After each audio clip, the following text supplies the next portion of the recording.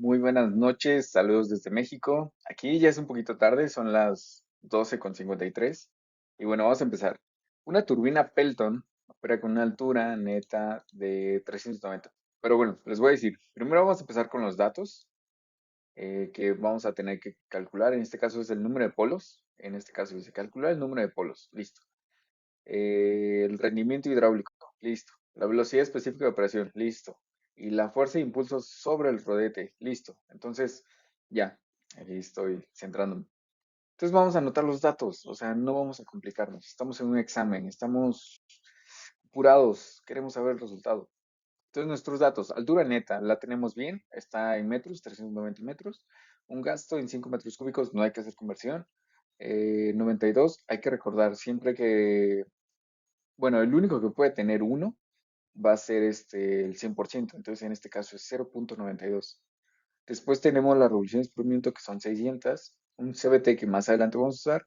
Tenemos una U que es igual a 0,37 multiplicado por C1, que más adelante lo voy a ver. Y tenemos alfa y beta. C1 es una velocidad absoluta, pero más tarde lo van a entender. Entonces vamos a empezar con la velocidad específica, que es en este punto. ¿Por qué? Pues es que ya tenemos esto, tenemos las 600 revoluciones por minuto y no tenemos esto, que es la potencia útil. Tenemos la altura neta, entonces, pues vamos a calcular la potencia útil, ¿les parece? Entonces, la potencia útil es igual al peso específico del líquido en el que estamos trabajando, en este caso es agua. Tenemos a Q, ya lo tenemos. Tenemos a la altura neta, ya la tenemos. Tenemos un rendimiento, lo tenemos. Fácil, nada que se nos complique. Entonces, vamos a sustituir. Aquí en este caso es 98,10 newton sobre metro cúbico porque es así la del agua, el peso específico. Y bueno, eh, esto es lo que me salió, este resultado en la parte de aquí arriba, solamente lo vamos a dividir entre mil.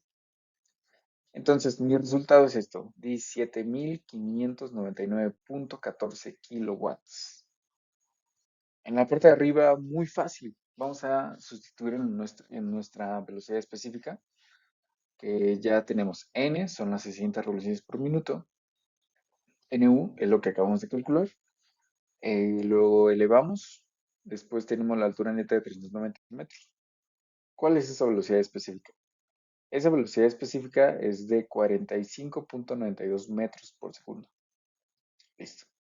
Vamos ahora a calcular el número de polos, que esta es su fórmula, muy sencilla. El número de polos es igual a 120 por la frecuencia dividido sobre las revoluciones por minuto. La frecuencia en México es de 60 Hz. Lo único que tenemos que saber. 120 por 60 Hz nos da, bueno, dividiendo sobre 600 revoluciones por minuto, nos va a dar un número de 12 polos. Y listo. Tenemos la 1, ya está. La velocidad específica ya está. Ahora vamos a trabajar sobre esta, sobre la fuerza, el impulso del rodete y el rendimiento hidráulico. Entonces, les voy a enseñar esta fórmula. La fuerza del impulso en el rodete nos dice que es la sumatoria de fuerzas en X por la densidad, por el gasto, y esto no lo conocemos, pero ahorita les voy a decir de dónde sale.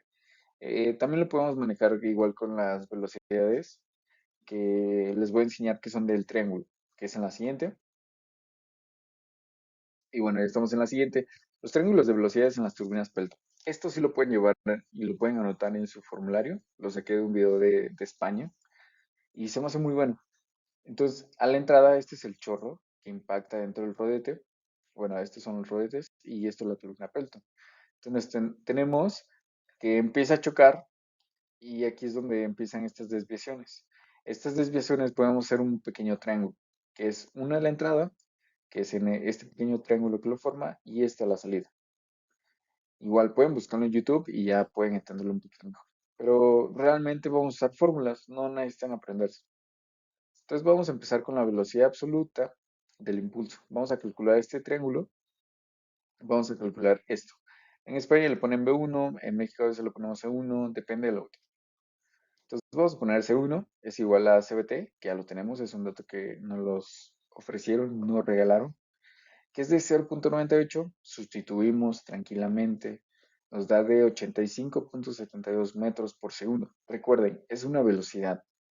debe estar en metros por segundo. Y ahora tenemos una velocidad tangencial, que en este caso es U sub índice 1, que en este caso lo podemos ver en la entrada, también lo podemos ver en la salida, solamente que aquí dices U2, pero realmente con una que saques en la entrada, es lo mismo que vas a tener en la salida. Entonces tenemos U1, es una fórmula, es igual a 0.47 multiplicado por C1, que lo acabamos de sacar. Y pues bueno, sustituimos y vean, U1 es igual a 40.28, que esto representa en el punto uno y en el punto 2.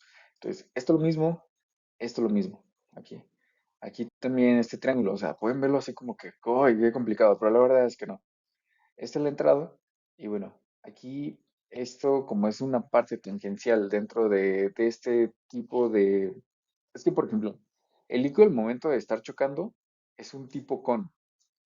eh, es una parte donde choca y hay un pequeño radio. Entonces es por eso que es tangencial, porque va partiendo de la parte recta de ese semicírculo, como lo pueden ver.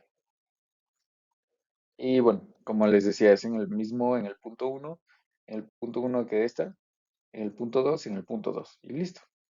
Después nos dice una velocidad relativa W1, que pueden ver aquí, en la entrada. También lo vamos a tener en el punto 2 y en el punto 2. Esa es una fórmula. Y ya. Sacas en el punto de la entrada, que es W1, que es igual a la velocidad absoluta menos la velocidad tangencial. Esto nos va a dar 85.72 menos 40.28, que ya tenemos aquí los datos. Y esto nos dice que es de 45.44 en el W1, en la velocidad relativa y en la velocidad relativa número 2. Entonces, es esta y también es esta y también es este. O sea, no hay ningún problema. Entonces, vamos a sacar ahora sí una velocidad absoluta. Perdón, es la única que cambia. La velocidad absoluta C1 y la C2 son diferentes. Tendrá un poquito de lógica. Al momento de entrar el choque, la velocidad va a ser una velocidad muy rápida. Y al momento en el que dio la vuelta en ese semicírculo y al momento de salir, esa velocidad absoluta en el punto 2 es menor. Entonces vamos a calcularlo. Tenemos un C2, es igual a la raíz si se dan cuenta, tenemos la velocidad tangencial, porque nos piden el punto 2 más la velocidad relativa, menos 2 por la velocidad tangencial, multiplicado por la velocidad relativa por coseno de beta. Y se dan cuenta, ya lo tenemos, están aquí. Vamos a sustituir tranquilamente. Beta es un dato que ya nos daban en el ejercicio, que es de 7. Esta segunda velocidad tiene sentido, es lo que les comentaba. C1 al momento de ir saliendo disparado va a una velocidad de 85.72 y al momento de salir ahora solamente perdió velocidad y ahora es de 7.34 metros por segundo. Y con esto podemos sacar una altura de Euler, que nos pide que es una velocidad absoluta menos la segunda velocidad absoluta al cuadrado, restándose ambas y dos veces la gravedad en ambos casos. Sustituimos tranquilamente y nos dice que la altura de Euler es de 371.765 metros. Es un poquito largo este ejercicio, pero... Y bueno, estos son lo que les comentaba. Esto es C1, es la velocidad que va entrando. Después tenemos la velocidad tangencial y después tenemos la velocidad relativa, que en este punto, como es un ángulo cero, por eso decidí mostrarlo de esta forma. Y en este lado también tenemos una velocidad tangencial, que es el momento de que va saliendo, por ejemplo, aquí el choque, o aquí. Y después nos dice una velocidad que va a relativa, y la suma de estas dos nos da la absoluta, que es esto. Por eso tiene sentido que sea una raíz multiplicada por ambos, porque es un triángulo. Y vamos a esta ya última. Bueno, aquí es, pues una flecha, ¿no? Entonces podemos calcular ya incluso el rendimiento con esa altura de Euler. El rendimiento, esta es fórmula NH, es igual a la altura de Euler sobre la altura normal. Y bueno, el rendimiento vamos a sustituir. Nos dice que en este caso es de 0.95 o es lo mismo que 95%. Entonces, como pueden ver aquí la entrada, esta la salida, y esta flechita estaba un poquito más aquí al centro. Lo intentaba poner como si fueran los 7 grados que teníamos en beta. Pero aquí les muestro, o sea, tenemos estos dos. Entonces, en el primer estado, en esta primera entrada, tenemos 0 grados. Y ahora en esta salida, sí tenemos 7 grados. Pero como necesitamos a completar este giro, porque vamos a hacer una sumatoria de fuerzas en X, de aquí a aquí son 7. Pero para alargarlo hasta acá, donde está mi eje X, o sea, recordemos, aquí está el eje X, aquí está el eje Y. Entonces, de aquí hasta este punto, voy a tener que restarle 180 grados menos 7 grados, me va a dar 173 grados. Y ahora sí vamos a retomar esa última fórmula que les había enseñado al principio, que era la sumatoria de fuerza en X por la densidad por Q es igual a Cu, bueno, no es Cu de una, es estas dos velocidades absolutas en el punto uno, en el punto 2 por U, que ahorita os voy a decir cómo se calcula. Este conjunto va a ser multiplicado por coseno, porque estamos haciendo una sumatoria de fuerzas en X. Perdón, ya me estoy trabando. Sumatoria de fuerzas en X. Entonces tenemos a la velocidad absoluta en el punto uno por coseno del ángulo. Y pues en el primero tenemos cero. Listo. Sustituimos. Tenemos 85,72. En el punto 2 vamos a multiplicarlo por el coseno de beta. Entonces, al final damos que es este grado, 173 grados, entonces nos va a dar negativo. Y listo, ahora solamente vamos a sustituir en esta primera parte. Entonces ya se ve chiquita, ya no es todo este monstruo. Entonces nos da que la sumatoria de fuerza en X nos va a dar a igual que la densidad del agua es de 1000 kilogramos por metro cúbico, multiplicado por 5 metros cúbicos por segundo del gasto. Y estos son los que ya tenemos aquí. Ya solamente sustituimos y listo. Esta es nuestra sumatoria de fuerza en X, que esta, como es una fuerza, es en newtons. Aquí, en este caso, sí puse unidades, pero, y bueno, ingenieros, esto sería todo. Así es como resolvimos este ejercicio.